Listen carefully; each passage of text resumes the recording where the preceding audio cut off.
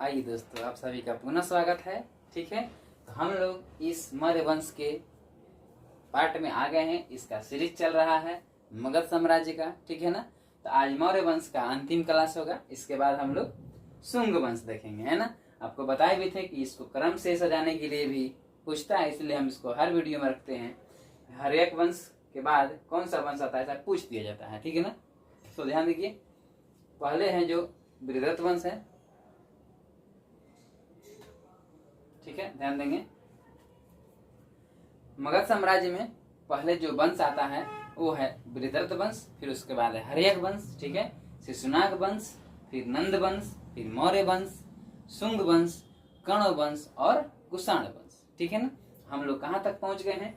बृहद्रथ वंश हो गया है, हर्यक वंश हो गया है, शिशुनाग वंश हो गया है, नंद वंश भी हो गया है और मौर्य वंश में हम लोग आज लास्ट पढ़ेंगे। ठीक है, चलिए देखते हैं। तो आपको पता था कि मौर्य वंश जो है कौटिल्य और चंद्रगुप्त मौर्य के सहयोग से चालू हुआ था। ठीक है ना। तो देखिएगा, इसमें मेगास्थनीज का नाम आप लोग बहुत अच्छे से जानते होंगे। मेगास्थनीज के इंडिका में, मेगास्थनीज के द्वारा लिखी एक पुस्तक है इंडिका। इंडिका में भारतीय समाज तथा नगरीय संरचना का विवरण मिलता है। ये देखिए, ये जो पॉइंट है ये डायरेक्ट आपके ऑप्शन में मिल सकता है। ठीक है ना। तो ये इसलिए हमने यहाँ पर डाल रखा है। ठीक है, तो मेगास्थनीज के इंडिका में भारतीय समाज तथा नगरीय संरचना का वर्णन मिलता है। ठीक है, मेगास्थनीज ने भारतीय समाज को 7 श्रेणियों में बांटा है। ठीक है ना। ये 7 श्रेणियां जरूर आपको याद रखना चाहिए। ठीक है, तो ध्यान देंगे। दार्शनिक है ना, और कृषक वर्ग है, ध्यान दीजिएगा। ग्वाले तथा आखेटक हैं। ठीक है, व्यापारी तथा श्रम जीवी वर्ग है। ठीक है, या शिल्पी वर्ग है या कारीगर इसको कहिए। ठीक है, सैनिक है, निरीक्षण, गुप्तचर है ना, और निरीक्षक भी है, गुप्तचर है, और सभासद है, या इसको मंत्री भी कहिए, है ना, या परामर्शदाता भी कहते हैं, है ना, परामर्शदाता भी हो जाएगा। देखिए समझिए इसको, दार्शनिक है ना, दार्शनिक कहिए या ब्राह्मण कहिए, है ना, ब्राह्मण भी इसको आप कह सकते हैं, दार्शनिक या ब्राह्मण। ठीक है, कृषक वर्ग या किसान कहिए, किसान, अच्छे समझिए अपने शब्दों में। दार्शनिक, ब्राह्मण, कृषक यानी किसान, ग्वाले, अहीर का भी नाम आता है। ठीक है, नाम लिखिएगा डायरेक्ट अहीर, है ना, उसी को ग्वाले तथा आखेटक कह रहे हैं। अब देखिए, व्यापारी तथा श्रमजीवी या शिल्पी या कारीगर। ठीक है, ध्यान दीजिएगा। सैनिक है या योद्धा कहिए, सैनिक कहिए या योद्धा कहिए। अब देखिए, सभासद है या मंत्री है ना, या इसको परामर्शदाता वर्ग भी कहते हैं। तो ये 7 वर्ग है जो कहाँ मिलता है इसका विवरण? मेगास्थनीज के इंडिका में।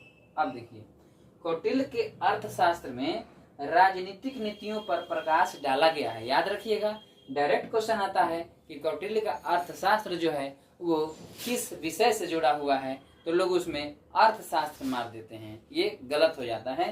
अर्थशास्त्र जरूर नाम है इसका, लेकिन यह पुस्तक है राजनीति शास्त्र की। ठीक है, तो राजनीतिक नीतियों पर प्रकाश डाला गया है। अब देखिए, सर विलियम जोन्स ने चंद्रगुप्त मौर्य की पहचान सेंड्रोकोटस के रूप में की है। याद रखिएगा, सर विलियम जोन्स किस चीज का स्थापना करते हैं, है ना, 1784 में। आप लोग कमेंट में जरूर बताइए। ठीक है, किस चीज का स्थापना करते हैं कलकत्ता में।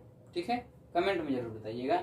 सर विलियम जोन्स ने चंद्रगुप्त मौर्य की पहचान सेंड्रोकोटस के रूप में की है। ठीक है ना। एरियन तथा प्लूटार्क ने, ध्यान दीजिएगा, सेंड्रोकोटस कौन बोला? Sir William Jones. ठीक है, सर विलियम जोन्स ने एशियाटिक सोसाइटी ऑफ बंगाल, ठीक है, एशियाटिक सोसाइटी ऑफ बंगाल की ही करते हैं ये स्थापना। ठीक है ना।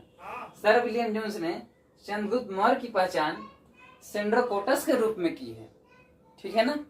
सर विलियम जोन्स ने चंद्रगुप्त मौर्य की पहचान सेंड्रोकोटस के रूप में की है, और एरियन तथा प्लूटार्क ने Androcottus, Arrian, Plutarch, Androcottus, sir William Jones देखिए सेंड्रोकोटस, यहाँ है एंड्रोकोटस, यहाँ है सेंड्रोकोटस। तो एरियन से पकड़िएगा, एरियन तथा प्लूटार्क ने एरियन तो एंड्रोकोटस। ठीक है, सर विलियम जोन्स ने, स से पकड़िए सेंड्रोकोटस, ठीक है। तो sir William Jones Sandrocottus, Arrian तथा प्लूटार्क एंड्रोकोटस, ठीक है। अब देखिए चंद्रगुप्त के काल में हिंदू कुश पर्वत, आप लोग को पता होगा हिंदू कुश पर्वत कहाँ है, आप लोग कमेंट में बताइए। चंद्रगुप्त के काल में यानी चंद्रगुप्त मौर्य के काल में हिंदू कुश पर्वत भारत की वैज्ञानिक सीमा थी, ठीक है।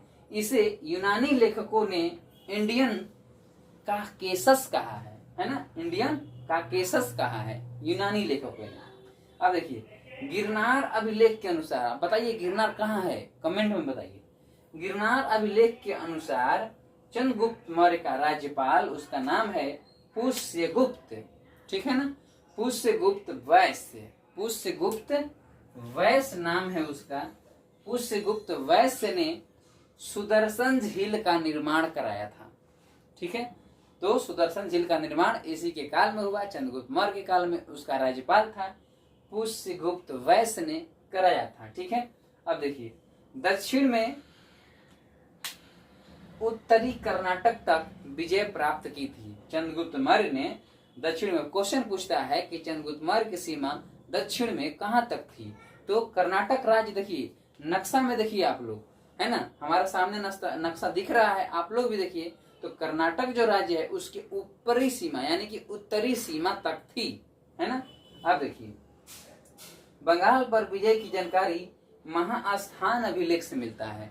जो बंगाल पर विजय हुआ है उसकी जो जानकारी है वो कहां से मिलती है, महास्थान अभिलेख से मिलता है। अब देखिए दुर्भिक्ष की जानकारी सोहगौरा अभिलेख से मिलता है, ठीक है ना। तो दुर्भिक्ष की जानकारी कहां से मिलता है, सोहगौरा अभिलेख से मिलता है, याद रखिएगा। दुर्भिक्ष समझते हैं आप लोग, दुर्भिक्ष की जानकारी यानी दुर्भिक्ष का मतलब होता है अकाल, ठीक है ना, अकाल पड़ा ना, अकाल पड़ता है दुर्भिक्ष, दुर्भिक्ष का मतलब होता है अकाल, अकाल पड़ता है ना, पानी बारिश नहीं होती है, अकाल पड़ गया, है ना, कृषि नहीं हुआ, अकाल पड़ गया, बारिश नहीं हुआ, तो दुर्भिक्ष, उसी को दुर्भिक्ष बोलते हैं। दुर्भिक्ष की जानकारी सोहगौरा अभिलेख से मिलता है।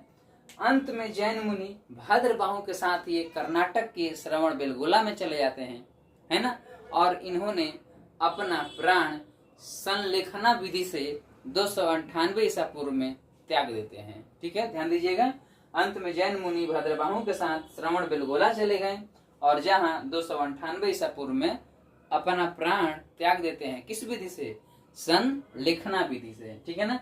तो उम्मीद है आप लोग को ये मौर्य वंश का जो टॉपिक है आपको अच्छे से समझ में आया होगा, और आप लोग इसमें क्या चेंजिंग चाहते हैं आप लोग जरूर कमेंट करें, ठीक है। अगला हम लोग चलेंगे शुंग वंश, ठीक है। अब मात्र 3 वंश रह गए हैं और उनके लिए उम्मीद है कि एक एक वीडियो में वो हो जाएगा, क्योंकि वो छोटा छोटा वंश है। सबसे बड़ा यही था मौर्य वंश, इसका 2 वीडियो आया है, ठीक है। तो देखिए मगध साम्राज्य का फिर से हम क्रम आए दोहराते हैं। बृहद्रथ वंश पहले नंबर पे है, हर्यक वंश दूसरे नंबर पे है, शिशुनाग वंश तीसरे नंबर पे है, नंद वंश चौथे नंबर पे है और मौर्य वंश 5वें नंबर पे है। उसके बाद शुंग वंश है और फिर कण्व वंश है, फिर लास्ट में कुषाण वंश है, ठीक है। तो हम लोग आज के लिए इतना ही, मिलते हैं हम लोग अगले एपिसोड में, ठीक है। तब तक के लिए आप इसका अध्ययन कीजिए, इसका नोट्स बनाइए, ठीक है। धन्यवाद, ठीक, आगे बढ़ेंगे हम लोग अगले वीडियो में, ठीक है। तब तक के लिए धन्यवाद, ठीक है। चलिए।